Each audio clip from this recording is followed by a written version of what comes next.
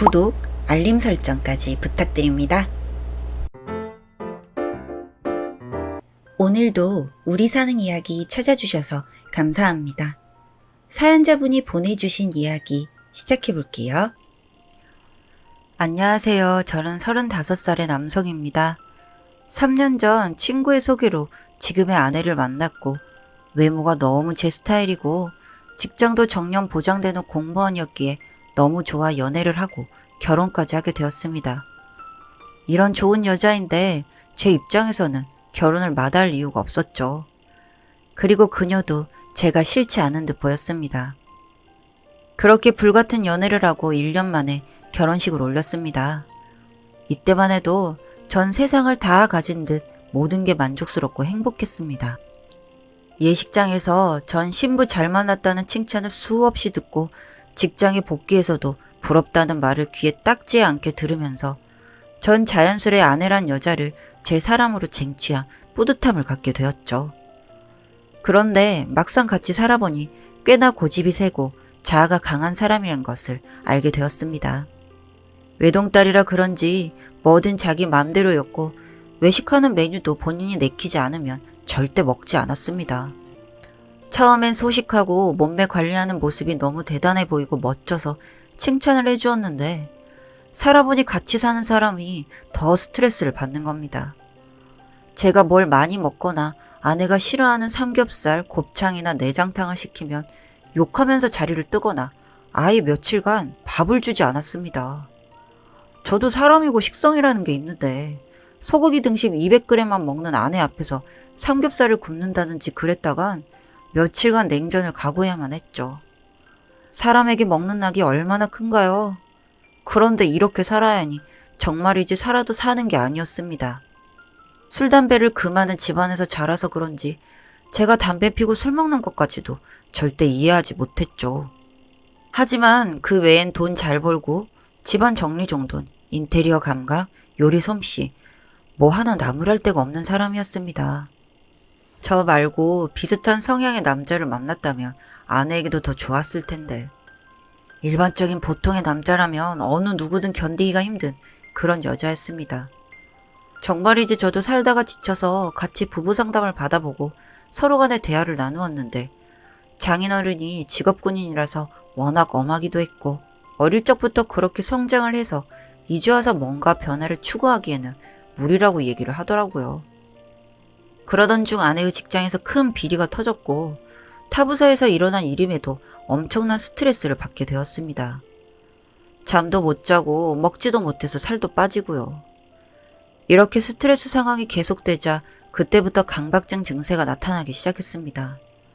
게다가 거기에 더해서 의부증이 시작되어 안 그래도 힘든 제 결혼 생활이 이제는 피 마르는 결혼 생활로 2차전을 시작하게 되었습니다. 결국 아내는 병가를 내서 휴직하게 되었고 그럼 좀 나아질까 싶었는데 웬걸요? 저에 대한 집착과 추궁은 점점 더 심해졌습니다. 한 번은 부서 여직원이 일 때문에 연락을 했는데 아내가 받고는 저에게 내연녀라는 둥 하면서 죽여버리겠다고 목을 졸라서 일주일간 목이 잠기는 일도 있었습니다.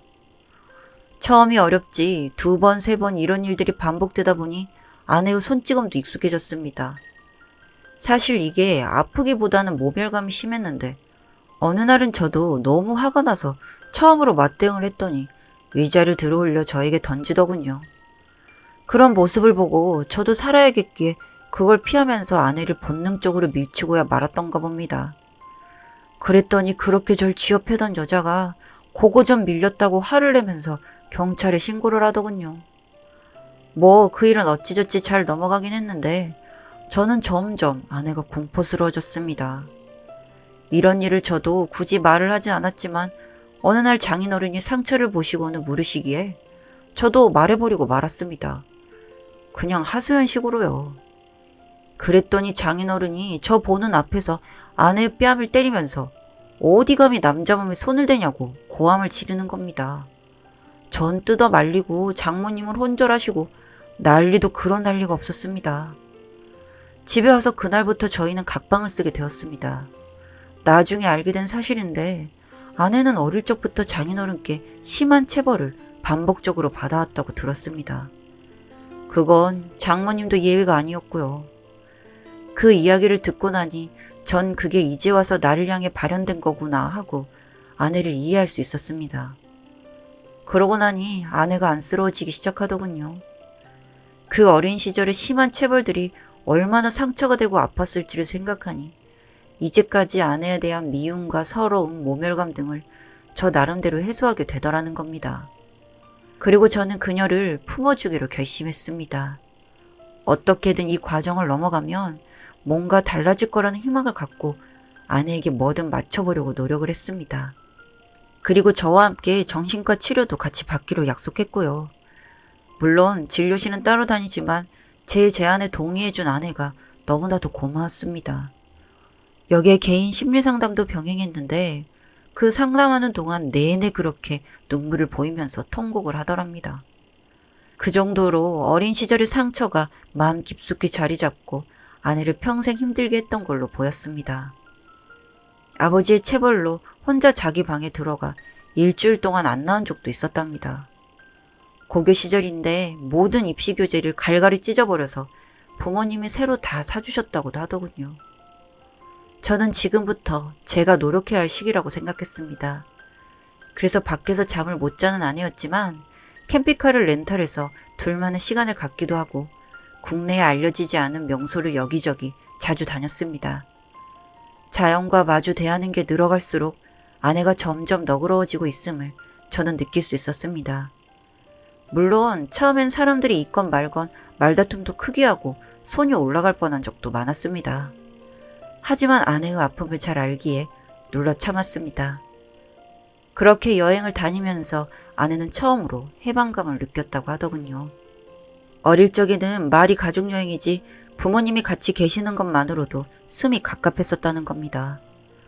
전 아내를 위해 모든 것을 다 희생하기로 했고 원치 않으면 아기도 낳지 말고 둘이 오붓하게 살자고 말했죠. 그러자 망설이더니 조금 더 생각해 보겠다며 고맙다고 하더라고요. 그렇게 마음을 조금 치유하고 나서는 복직을 하고 싶다고 하더군요. 사실 스트레스 받을까봐 고민이 많았지만 그렇다고 본인이 하려고 하는 일을 못하게 하는 것도 아니다 싶어 복직에 찬성을 했습니다.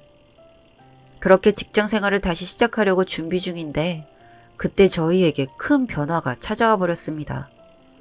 네, 아내가 덜컥 임신을 하게 된 것이었죠. 임신 기간 동안에는 약도 끊어야 하고 입덧이 시작되면 계속 누워 있어야 할 텐데 아무래도 복직은 미루는 게 좋겠다고 했습니다. 처음에는 완강하게 거부하던 아내였지만 막상 임신 증상이 나타나자 스스로 휴직을 연장했습니다. 원래도 잘 안 먹고 몸매 관리한다고 빡세게 운동에 매달리는 아내가 안 돼 보여서 임신 기간 중에라도 신경 쓰지 말라고 하면서 임산부 요가 등록해주고 제가 요리를 배워서 태교해 주은 이것저것을 만들어서 먹여주었습니다. 한 3개월까지는 정말 피골이 상접했었는데 입덧이 서서히 가라앉고 나서는 제가 해주는 요리와 산의 진미를 구해서 같이 먹으면서 예쁘게 볼살도 붙었습니다. 무엇보다 태교를 하면서 아내가 심신이 건강해지는 것 같아 좋았습니다. 간혹 화가 치밀어 오를 때는 있는데 전처럼 저에게 공격적으로 덤비진 않았습니다. 제 정성이 그나마 빛을 발하는 것 같아 만족스러웠죠. 임신 중기가 넘어가면서부터는 숨이 차고 힘들다면서 외출도 안 하고 집에만 있게 되었는데 저는 그 시기도 걱정이 돼서 잠을 못 이룰 지경이었습니다. 제가 직장에 간 사이 혼자 있을 때 무슨 일이라도 일어날까봐 너무 염려가 되어서였죠. 그러다가 저도 회사에 육아휴직을 신청하고 아내와 함께 시간을 보냈습니다.